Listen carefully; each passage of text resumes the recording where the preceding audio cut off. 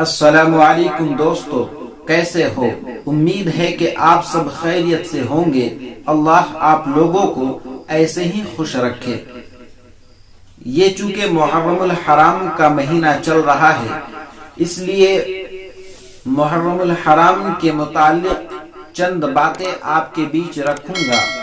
پہلے میں آپ کو بتلا دوں کہ یہ جو محرم الحرام کا مہینہ چل رہا ہے، یہ اسلامی تاریخ کے اعتبار سے، اسلامی جغرافیہ کے اعتبار سے، یہ اسلامی سال کے اعتبار سے پہلا مہینہ ہے۔ یعنی اسلامی سال کا آغاز اسی محرم الحرام کے مہینے سے ہوتا ہے۔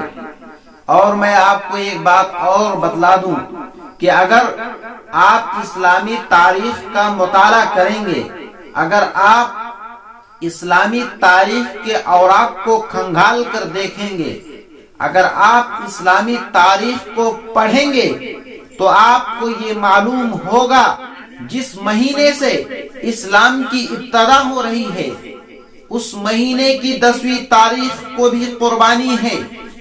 جگر گوشہ رسول، نواسہ رسول، فاطمہ کے لال حضرت علی رضی اللہ تعالی عنہ کے جگر کے ٹکڑے حضرت حسین رضی اللہ تعالی عنہ کی، اور جس مہینے سے اسلامی تاریخ کی انتہا ہو رہی ہے، اسلامی تاریخ اور اسلامی سال کا جو آخری مہینہ ہے، یعنی ذی الحجہ کا مہینہ، اس مہینے کی 10ویں تاریخ کو بھی قربانی ہے حضرت اسماعیل علیہ السلام کی، کہ حضرت ابراہیم علیہ السلام رضائے الہی کے لیے، رضائے خداوندی کے لیے، اپنے رب کو راضی کرنے کے لیے، اپنے مالک حقیقی کو راضی کرنے کے لیے مینا کے میدان میں اپنے ایک لخت جگر نور نظر اپنے چہیتے بیٹے حضرت اسماعیل علیہ السلام کو مینا کے میدان میں لٹا دیتے ہیں، گدی کے بل لٹا دیتے ہیں، ہاتھ پاؤں میں رسی باندھ دیتے ہیں، اور رضائے الہی کے لیے، اپنے مالک حقیقی کو راضی کرنے کے لیے اپنے چہیتے بیٹے کے گلے میں چھری چلا دیتے ہیں۔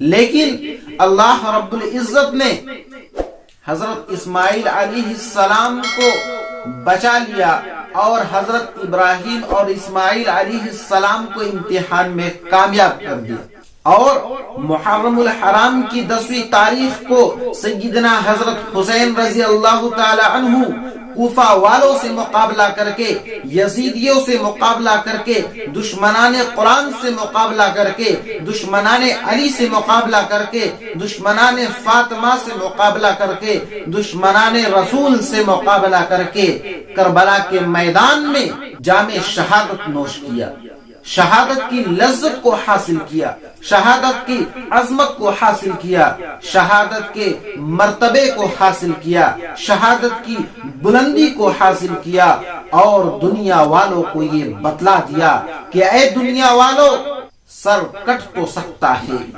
لیکن ظالم کے آگے، باطل کے آگے یہ سر جھک نہیں سکتا۔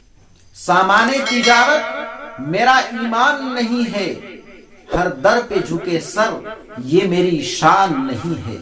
میرے عزیز بزرگوں اور پیارے دوستوں، اس مہینے میں، اس محرم الحرام کے مبارک مہینے میں 4 پروپیگنڈے ہوتے ہیں۔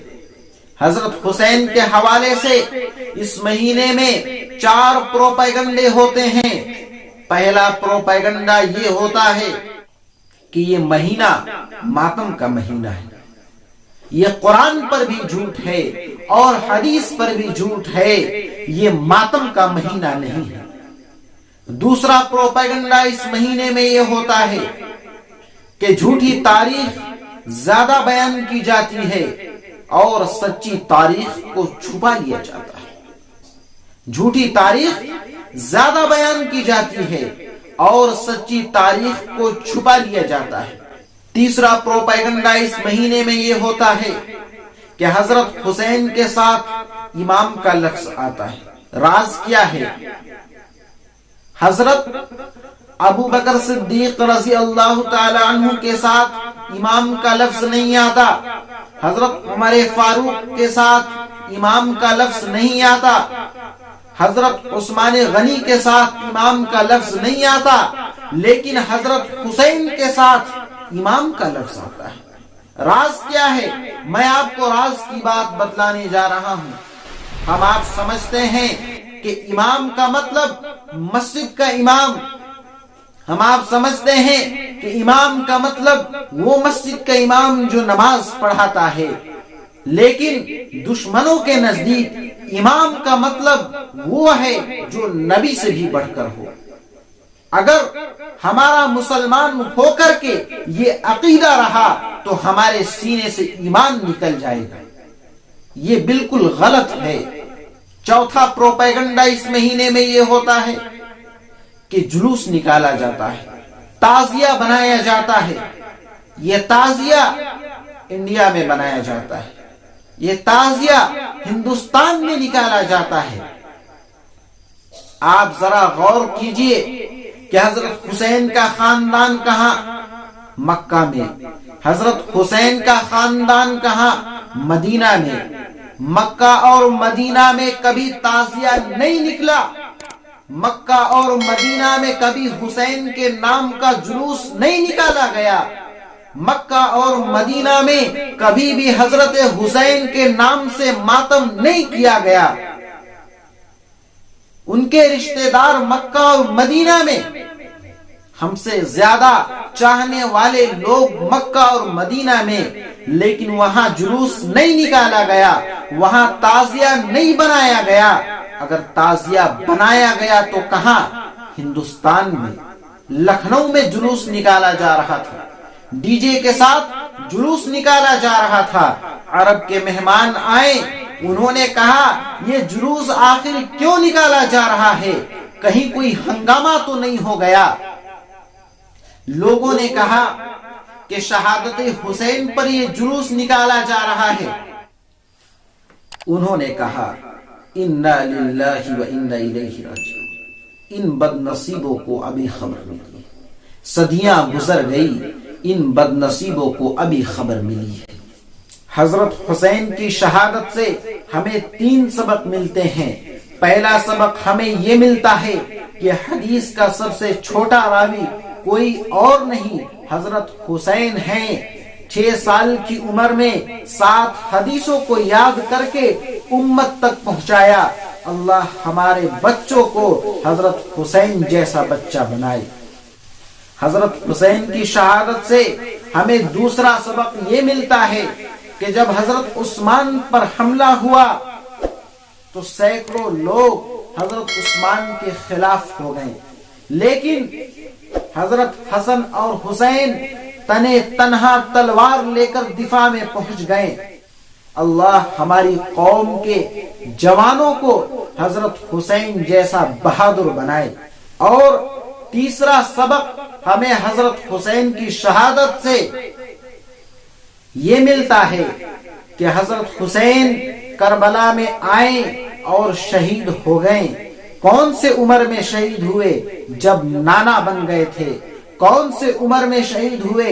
جب دادا بن گئے تھے۔ اللہ ہمارے قوم کے بوڑھوں میں یہ جذبہ پیدا فرمائے کہ سر کٹ تو سکتا ہے لیکن جھک نہیں سکتا۔